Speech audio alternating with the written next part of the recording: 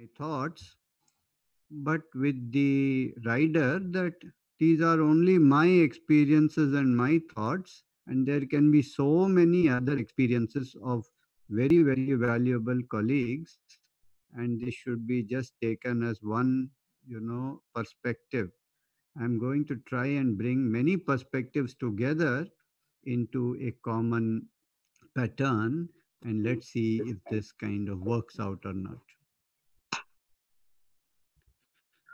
So, you know how COVID started somewhere in January, and initially it was limited to China and one or two other countries, as you can see here, and slowly it started to spread. When it first came, people didn't realize, how bad it was, or so we thought it's okay, it is some other country, it's not our problem. But people started getting anxious when it started spreading to other countries such as Italy and Iran and so many other places. And people started to panic here in India. So patients started coming and saying, now how can we prevent, COVID? And I would tell them that you don't have to prevent, it is not even here. Why are you so scared about it? And forget it, basically. So at that point, it started to, spread in other countries. At that point, this Ayush ministry, it notified that arsenicum album is the homeopathic medicine that can be used as a preventive against COVID.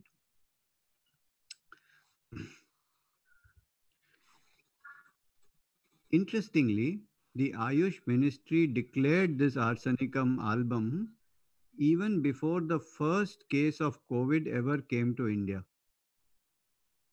And yeah, so when patients started to ask me um, what to do, I had no clue. You see, I had no answer. And the Director General, Dr. Kurana, in a recent TV interview, he said that he based the suggestion of arsenic on information from China and Hong Kong and certain experiences in influenza in the earlier times. This is how he said they came to arsenic album. And then came the idea of a genus epidemicus. What could be the genus epidemicus? Now, I want to tell you that, many times I would tell the patients that, your own constitutional remedy is good enough. It will prevent COVID. You don't have to take anything. I'm treating, that is it. Go home. But the pressure started to increase. More and more people got panicky and they said, no, no, we want some preventive remedy for COVID like that. Now, I said, what can I say? At that point, I said, I have no better alternative to think of. You take arsenic alb 30 because Ayush has said you take it, no problem. And that's all I could do. But I didn't have a comfortable feeling about this because, the process of finding a genus epidemicus cannot be complete without actually seeing patients of the disease. Now, to depend on some newspaper reports or reported cases or on past experience with other, viral or influenza kind of cases is not the ideal solution in homeopathy. You have to actually see the cases. So I was not comfortable with the idea of arsenic because it may be right or it may be wrong. You see, we don't know. We cannot know. You see, that's what I thought. And I had read that in the Organon that if you want to find a genus epidemicus, you should take about 10 cases of the particular, epidemic and study each case in great detail in a classical way and then see if a certain pattern is emerging from these cases. And only from that you can know that this could be a possible genus epidemicus And then you have to apply that remedy to more cases to see if it works. Then you can say that this is the genus. This is what I read in Organon. And this has been our experience in earlier epidemics also. This is what is reported. Hahnemann himself, he chose, camphor, cuprum, and veratrum album in cholera epidemic, for example, by this process. And so many different epidemics like that. So it was at this moment that, if from Iran, one of my students, former students, and now she's a well established homeopath in Iran. Her name is Aditya Kasarians.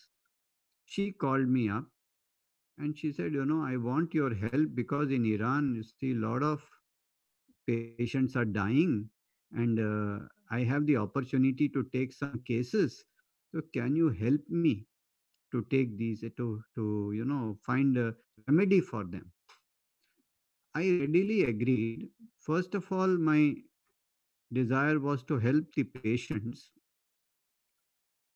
but a deeper desire was to find the genus epidemicus through these cases, because this was my opportunity, my first contact with these cases. So we studied, 10 cases actually, and we found certain symptomatology.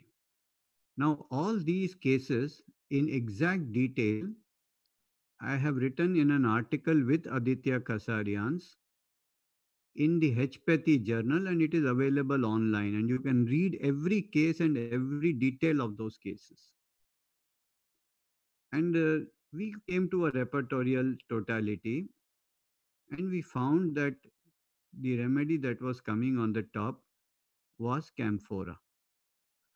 You can see also the next remedy is China, and you can see that the next remedy is arsenicum. So there are other remedies also, but camphora was coming on the top. Hello, Shekappa.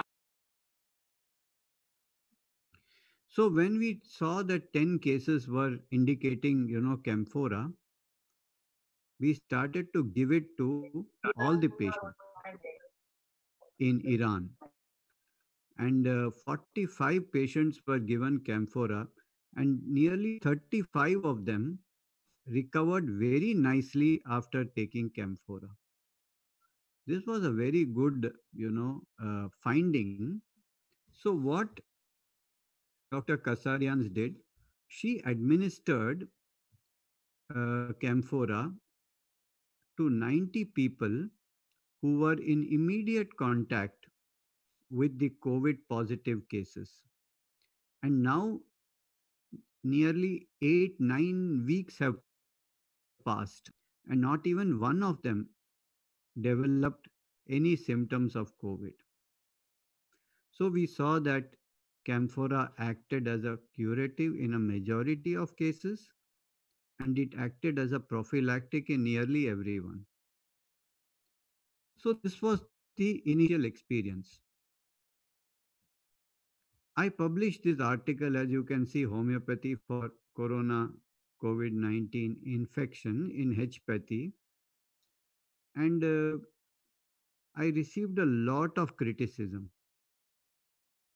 Especially, there was an immediate reaction from Professor George Vitulkas, who is my most respected teacher.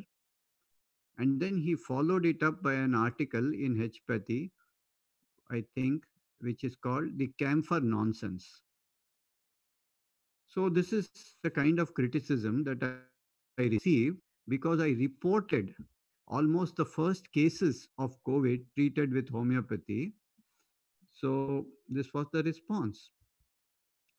And what Professor Vitulka said is very, very interesting and important also.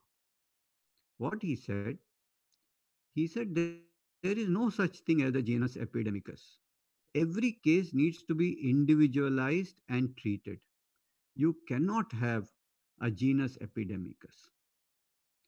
This is what he said. I mean, this is directly in the opposite of what Hahnemann said, but this is what he wrote. That is fine also, no issue. But it also shows the differences between homeopaths. And I want to address that because I don't think that Professor Vitulkar is wrong. And I don't think that what I said is wrong either. In homeopathy, there is room for everything and everything has its place. And I would like to address that issue today because this is a very big confusion. Should we give individualized remedy? Should we give genus epidemicus? Should we use many remedies? Should we use a group of remedies? Or even, you know, uh, is there such a thing as a genus? And if so, which is the genus? So everybody has different opinions about this, and there is a lot of confusion. So I would like to address this in my short talk with you today. So once now let me start with my experiences, you see, and then we'll bring things together very nicely. My experience was that once we understood about this genus in Iran, we used it in Brazil. In Brazil, I have a lot of, you can say, students or followers, and more than 500 colleagues.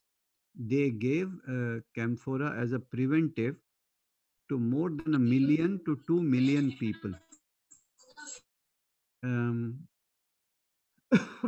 Similarly, in Romania, my students or colleagues, you can say, they gave camphora to 1,500 people, out of which 1,000 were high risk cases. That means these were medical people who were actually working in the hospitals.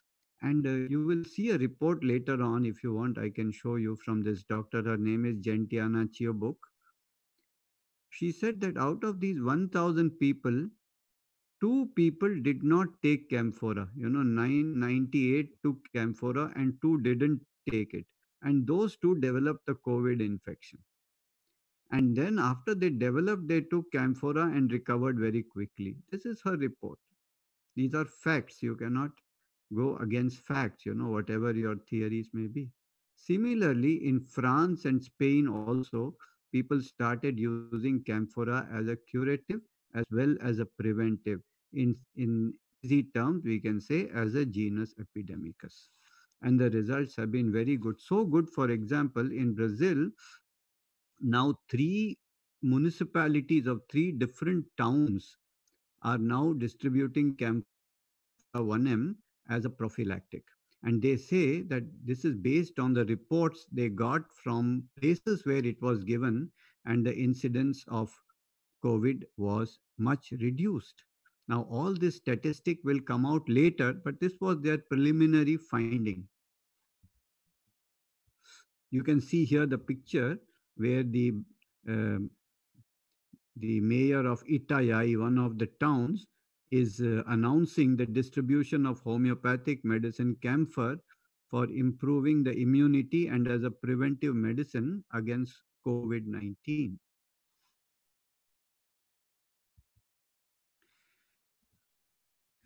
There is a very interesting report from a place called Lyon in France. The physician in charge of Lyon heard about the beneficial effect of camphora.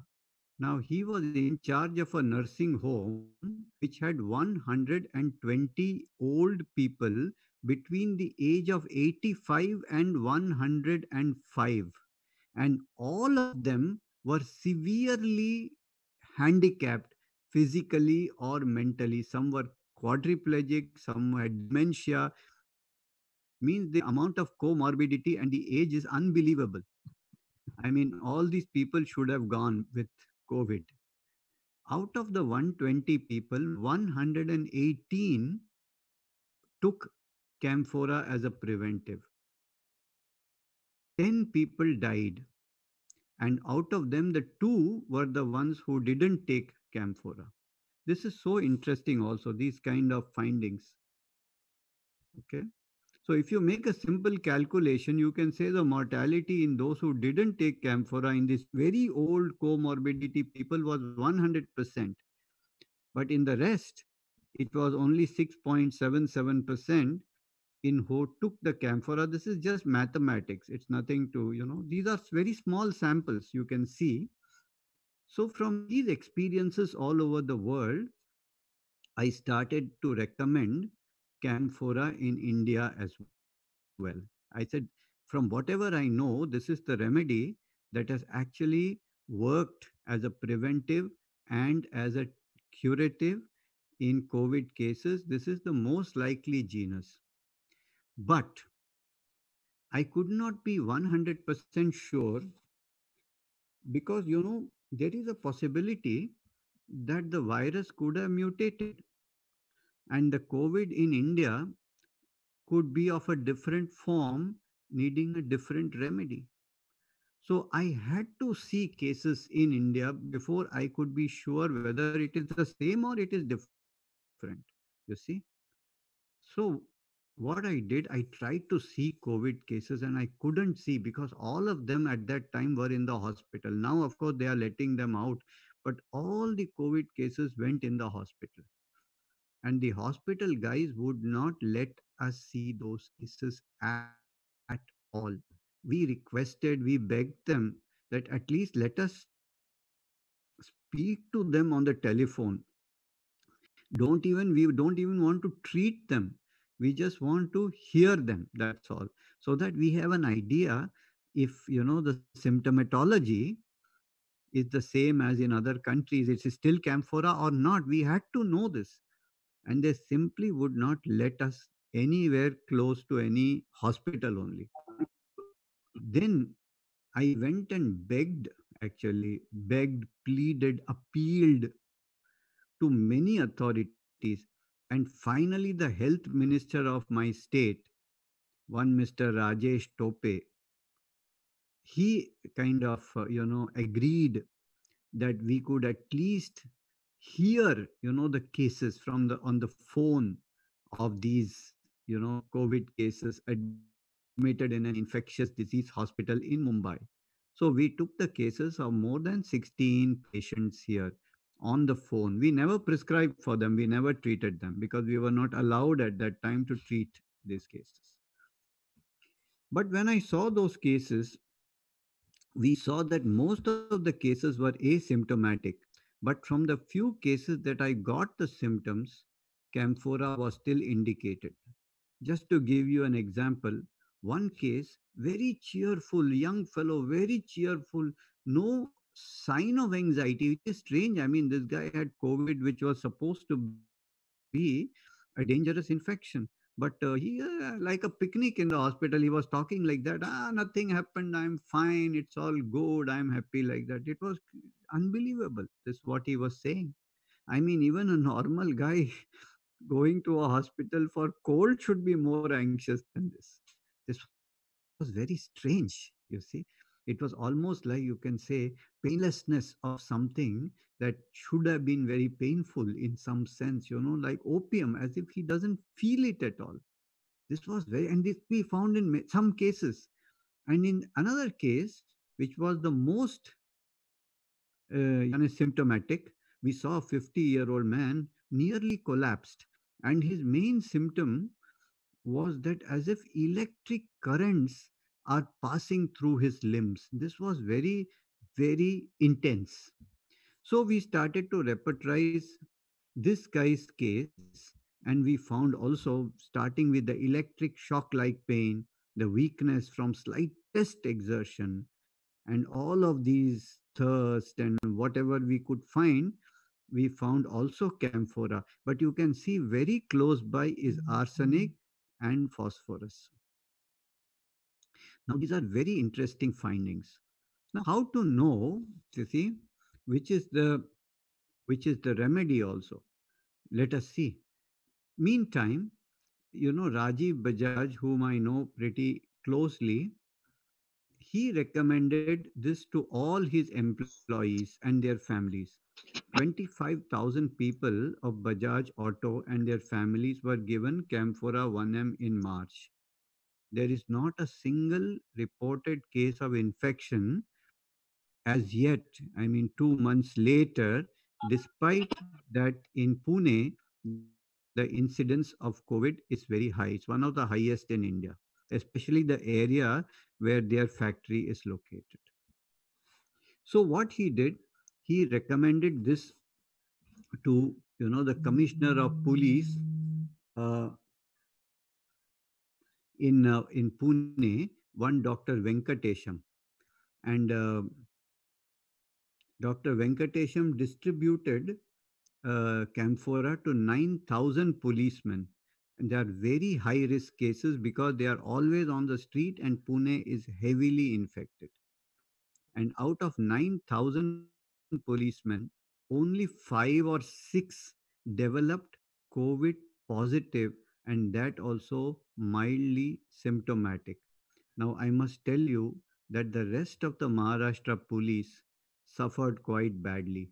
There were more than 1,000 cases, and yesterday the sixth policeman has died.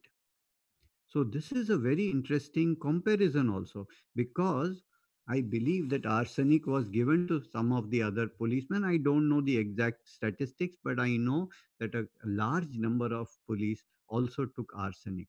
But anyway, so it is for this reason that in the last 3 days, the Inspector General of Police of Maharashtra has sent out an instruction that every Maharashtra policeman will now receive Camphora 1M.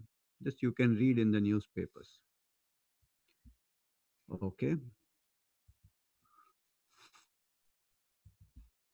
Now, let us go to certain experiences from my colleagues.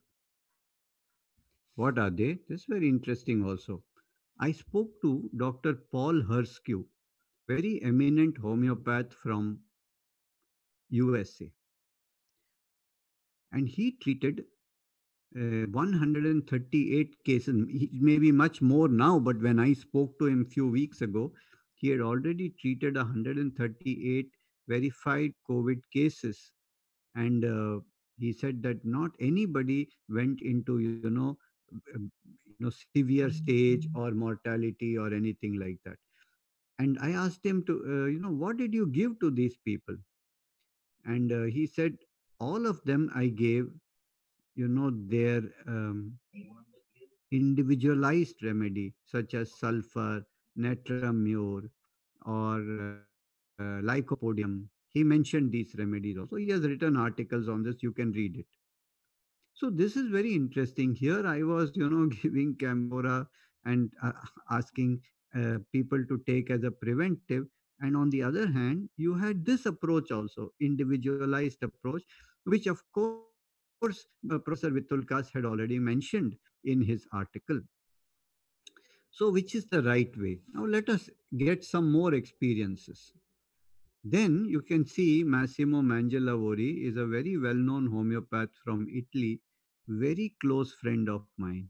So I asked him, what is your experience in COVID cases?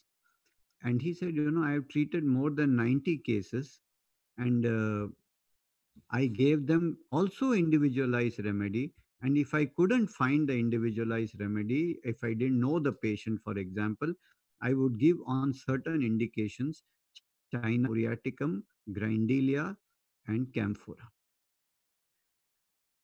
So this was also very interesting. He has published this. You can read this also. So different approaches, you see. Similarly, other well-known homeopaths such as Andresin from Canada and Jeremy Sher, they shared their experiences on different webinars, and they identified groups of remedies to treat cases such as bryonia, phosphorus, gelsemium, antimtat. There were other remedies also. So this is also very very interesting. Um, mhm. Just give me a second. Hello. No, no, 3 o'clock. I'm on a webinar. Huh? Okay. Um, so this is a third approach. So now you see, you have three approaches, and there is one more approach you can see here. In Kerala, I just read, somebody sent me this. that there is a guidelines for treatment in Kerala, and you can see here stage 1, stage 2, stage 3, and you can see the number of remedies: aconite, belladonna, bryonia, gelsemium, ipecac, phosphorus, naxomica, pulsatilla, arsenic, china, carbolic acid, carboveg, camphor, chelidonium, iodum, lachesis, muxol, sulfur, ammonium carb, hydrocyanic acid.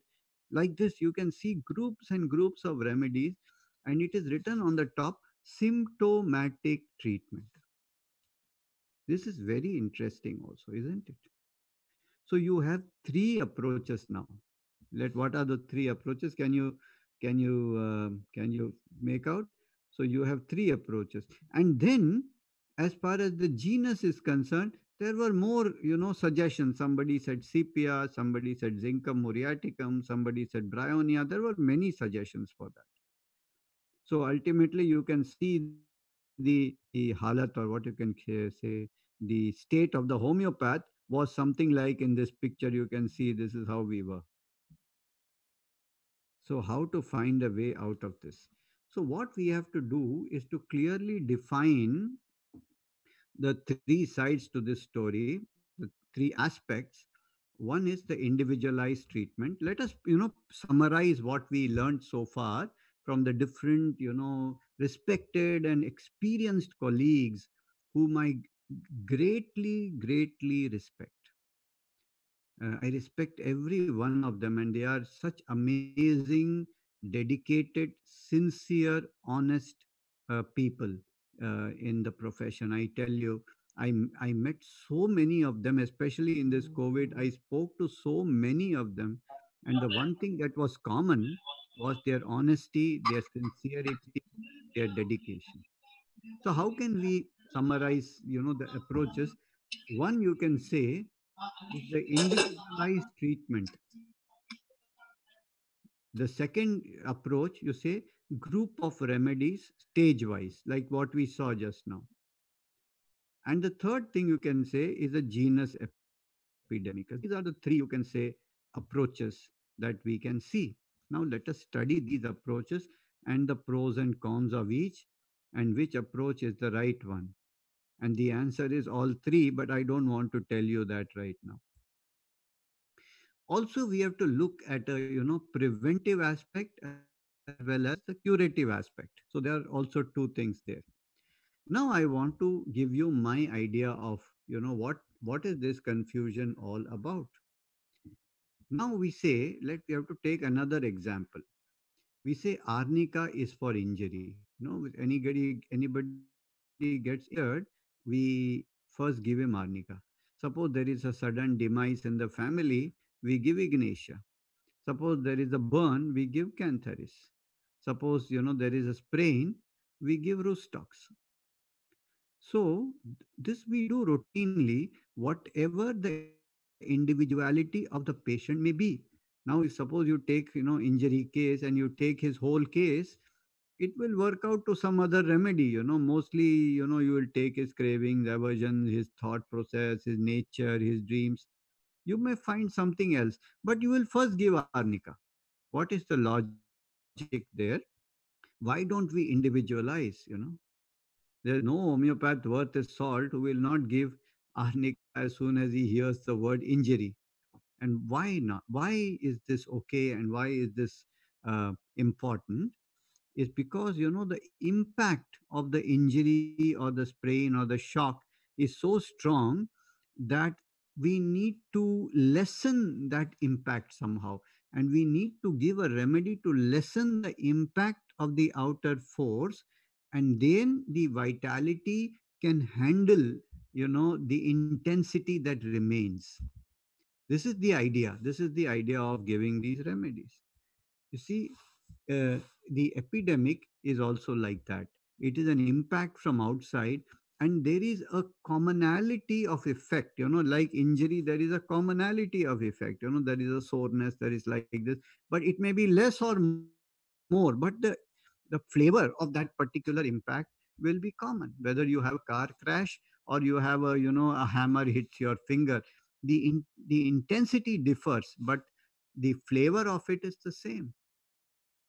Similarly, in an epidemic, the flavor of the epidemic is found in everybody. The intensity varies from person to person. And when you give the genus epidemicus, you are basically reducing the impact of that epidemic on the individual, thus enabling his own vitality to handle the rest of it. See, this is the genus epidemicus approach. Now, I want to give you an observation. In a quarantine center, 146 COVID positive cases were given Camphora 1M. These cases were asymptomatic. After 4 days, they were all tested again. 126 out of 146 cases turned negative. Only 20 remained positive. I have the and this quarantine center is located in India, not anywhere else. So the idea that camphora is not for India doesn't hold true at all. I know this because of these kind of experiences. I also want to say that these are observational studies. Dr. Iswar Das, I spoke to him. I said, this is what it is. And he said very nicely, he said, these are observational things. You cannot make conclusions out of it. What you really need to do is to do random controlled trial where, you can see actually whether compared to a placebo, how does this remedy do? And without those very, very, rigorous trials, we cannot make conclusions. He said these observations are the starting point for actually making a trial. And this advice of him, I greatly appreciate. But I must also say something. And if I don't say this, I will not be truthful to you. And that is that when arsenic was also underwent a similar kind of study, it didn't do so well as camphora. I must say this. Why I must say? Because this is what I have a report of this. But I also want to emphasize that one or two studies is not sufficient to make any conclusion. And maybe there are other studies which show the effectiveness of arsenic. I'm not saying no, but I say that we should look at those studies also. We cannot conclude by one or two observations. But these observations need to be stated in order to emphasize that we need to pool all our observations together in order to come to a better understanding of the situation. Yes, this is for sure. Now, an observation.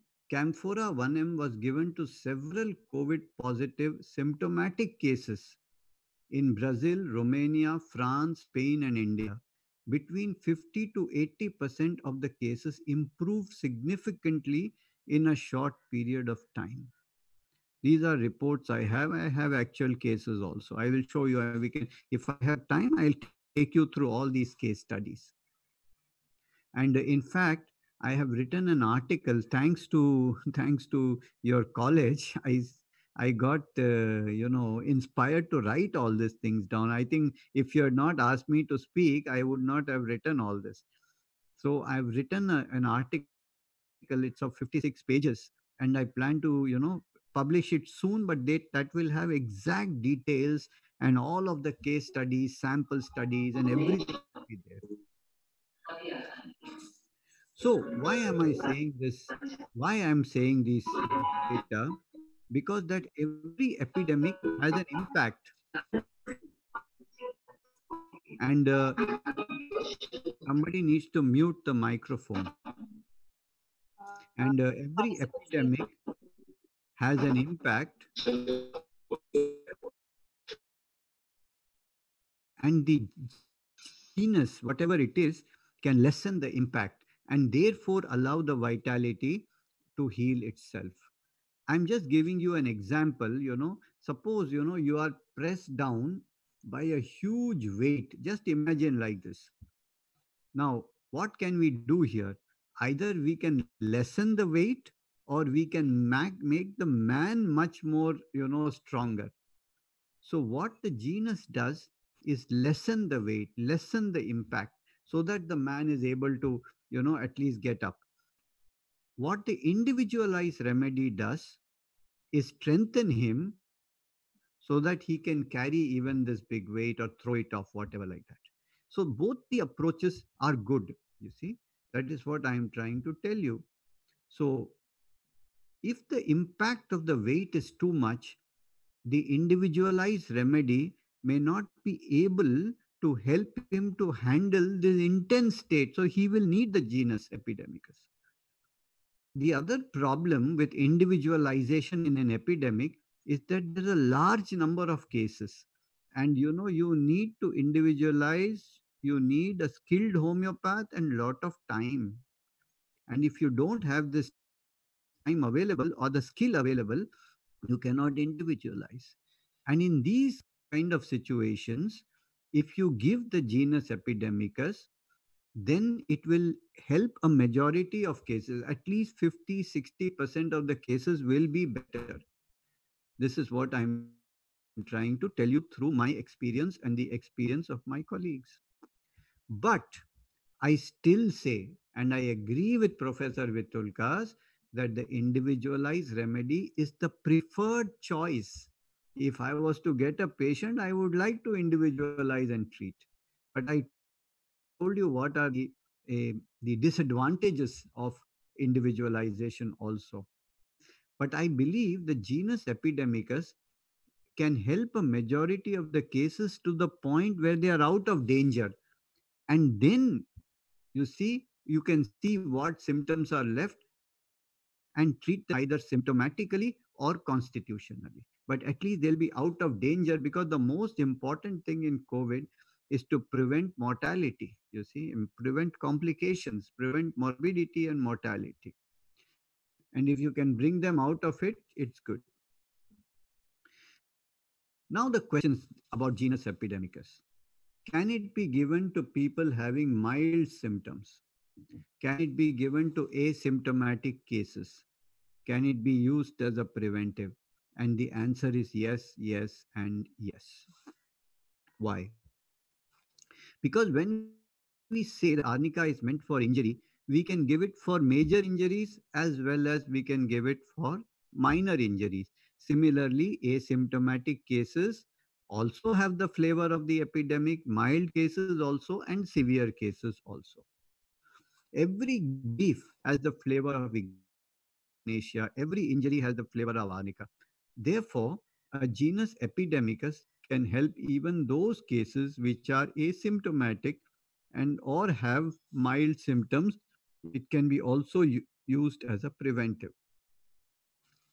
Now, how do we find this genus? That is the important question, because different people have different concept of what is the genus. This can be confusing. Somebody can say it is arsenic, somebody say bryonia, somebody said camphor, somebody says gelsemium, somebody says something else. Um, so I believe that the three essential criteria that something is the genius, that some remedy is the genius, is first that it should match the genius of the remedy. Now, this is what I'm going to emphasize on. Not only the symptomatology is second, and the third, the sensation or the essence of the remedy. And I'm going to try to explain all of these three things. How do we do that? So I believe that we must take the worst case of the disease, the most prominent symptoms, not milder cases. We have to, suppose you want to find a remedy, Ignatia is good for grief or not. It should work on the most severe case of grief. Then you know it is good for grief, you see. Then that Ignatia can be applied to lesser cases of grief. So you have to see which is the remedy that matches the worst form of disease. And when we started to study the genius of this particular epidemic, we found that the main theme is the suddenness and the collapse. Patients have no symptom. There is a video, one woman is taking a shopping cart, shopping bag, on walking on the street, and put, she just collapses, she dies also. My God. So the genius of this is the great weakness, the suddenness of the collapse. And also it's like there are no symptoms before that. Happy, happy, happy, cheerful, but they fall and they can collapse, they can faint, they can go to the hospital also. This is in the worst cases of disease. You don't see, in my understanding, you don't see the restlessness of arsenic. You don't see the anxiety of arsenic. You don't see that fear of arsenic. In the worst cases, I'm saying, in lesser cases, of course, everybody is anxious. But in the worst cases, what you see is the suddenness of the collapse. And this is the main theme of Camphora. This is what you can see, and this is not found in bryonia, you're not found in gelsemium, not found in other remedies. You can check the materia medica, especially you see Fatak generalities, and you see where is the word given sudden collapse, in which remedy. You will find it is in Camphora. So this must match. And the opposite of that is also in Camphora, where there is no pain, no anxiety, very, very cheerful, and then sudden collapse. It can also have great fear of death. So you can see in Camphora, in Fatak, in the mind, insensibility, vanishing of all senses or anxiety. You see? And secondly, you see the feeling he is going to die and relieved when he finds himself alive. The second thing that should match when you think of a genus epidemicus is the sensation. And what is the sensation in this epidemic? Everything outside is unfamiliar. My God, don't go. Lock down. Stay in your house. Wear a mask. Cover yourself. Don't go anywhere.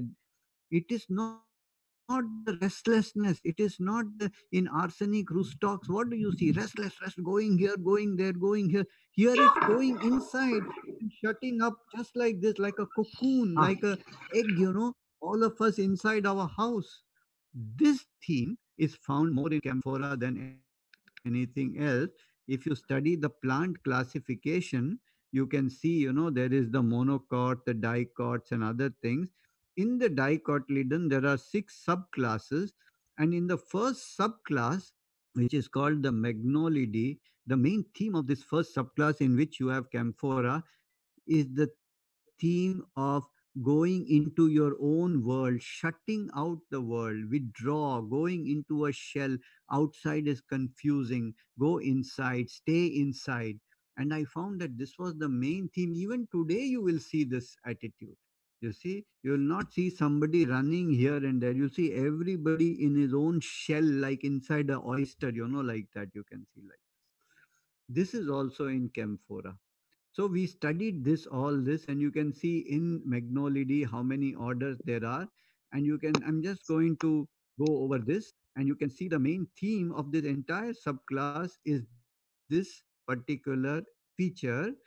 And in Camphora, you have the theme, I want to be covered up. I don't want to go outside. You see? And it has also this fear and clinging and grasping and want company and danger. It is a little bit like stramonium also. You see? And you see this nice rubric of Camphora, delusion, that she is in her own little world where everything is clear while the outside is uncertain. So they want to go into their own world because there's danger outside. This is one of the main themes of this epidemic everywhere in the world.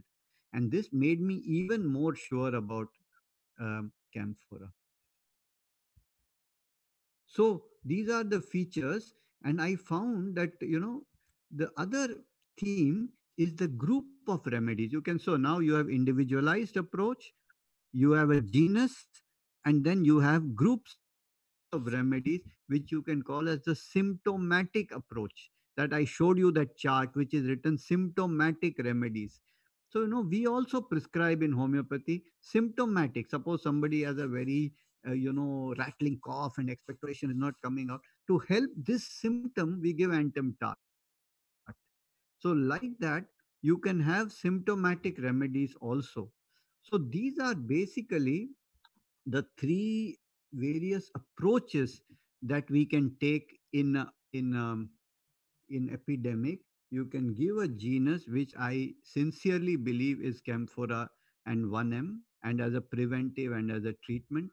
And I have now case studies from many countries. I'm not going to have the time to show them, but you can please read my article, which I will put it out. I'll put it so that everybody can read it, and you can see all these case studies, you see, and how many people have received and what was the exact cases, how did we come to it, what was the result from many, many countries. You can see Brazil, Romania, France, Iran, India, UK, USA. You'll find cases from everywhere.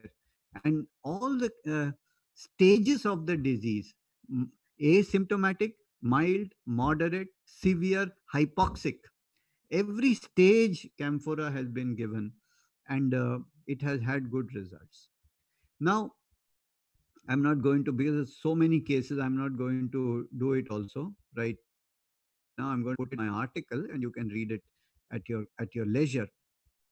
And now I'm going to talk the last point, which is, the need for studies. So far, whatever we have done is anecdotal evidence.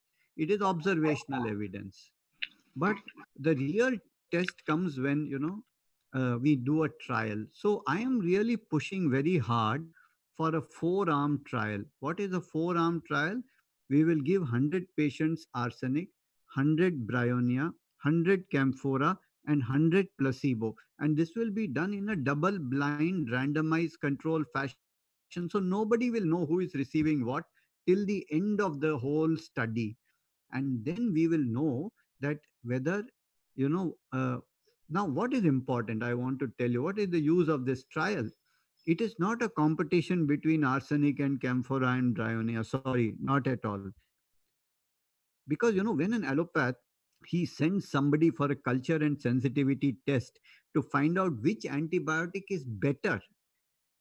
He is not making a competition between azithromycin and amoxicillin. He's not doing that. There's no competition between them. But there is a sincere desire to find the truth of which one is more effective that will help the patient. We want to find the truth of which one will help the epidemic better. If you ask what my gut says that all the remedies will have better result than placebo, because all of them have some degree of similarity to the infection. Yes, all of them will be good, and this will be a win win win for homeopathy. There will be no loser. The truth is the winner. Every remedy will win. But out of these remedies, we'll be able to determine which is better than the others, which should be used. It may be arsenic. I'm not saying no. But to to give everybody arsenic or camphor even without a trial is taking a certain degree of chance. If there are trials of arsenic, I would like to see them, because I want to be convinced with data, not with guesswork. You see, even camphor, we have so much data, but still it should be put to the test. So this is my deepest desire, because ultimately homeopathy will win. It will show that all the remedies are better than placebo. Isn't that amazing? And this is what we really need in homeopathy, because everybody outside homeopathy accuses us, especially in the Western world. You are only placebo, you are as good as water, you are nothing. But this will show, and this is our opportunity. That is why this trial is very important. It is not a competition, it is a win-win. And if any of you have experience with camphora or other remedies as a preventive or treatment in this COVID, I would like to hear about it.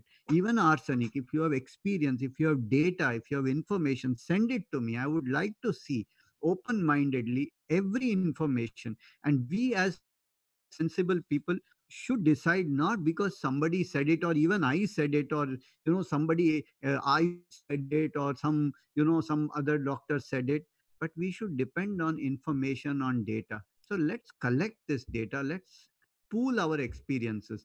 And I'm giving you a email. covidexperiences@gmail.com, and you can send your experiences here. I'll be very happy to study, because I am not married to camphora or arsenic or anything like that. I am married to the truth, and truth must be seen, and then we must act on the truth, and then we'll be so confident. Suppose arsenic comes out best, we'll be so confident. There'll be no confusion, no conflict, and we'll speak with one voice.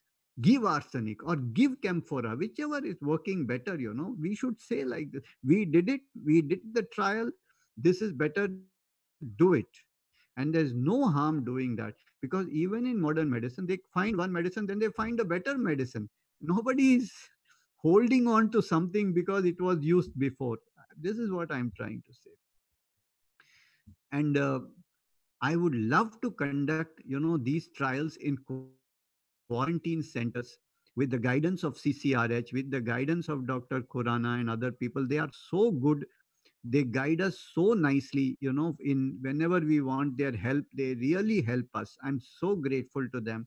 So with their guidance, we would like to conduct these trials. And if you know of any quarantine center or hospital which will allow us to do this, whose ethical committee will permit us to do this, then please write to homeoforcovid at gmail.com, and we will correspond with you, and we will get this trial done. It's very easy trial, not difficult. We don't have to individualize cases. Just give camphora, bryonia, arsenic, placebo, and at the end of 2 weeks we will see that these remedies are much better. All of them are better than placebo. We'll establish, and we'll also find which is relatively better. This will be very good for us.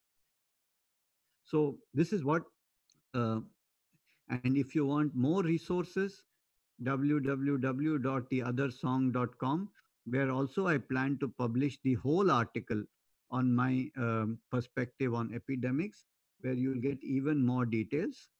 So, this is all that I want to say. I want to thank my team at the Other Song, International Academy of Advanced Homeopathy, who has been a very big support for me. Prana Homeopathy Yoga Center in Pune, which I guide, and the team there is amazing team, and they also helped me a lot. And Dr. Iswar Das, who's been a is I cannot tell you.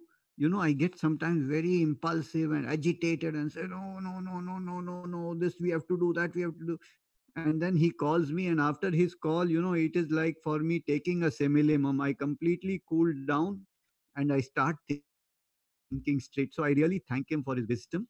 Dr. Anil Khurana has been a very good support and guide in all our research activities, and I want to thank him publicly.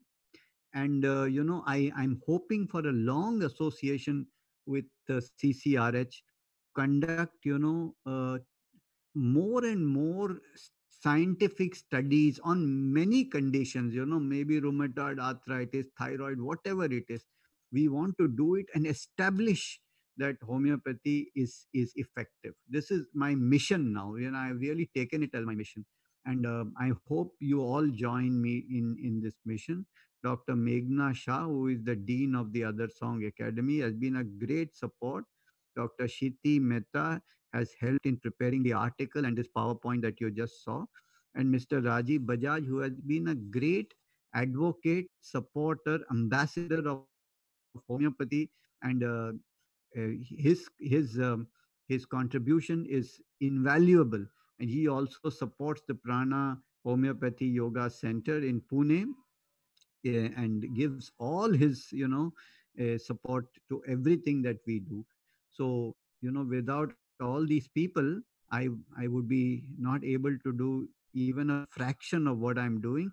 We are a team, and we will succeed. This is my message.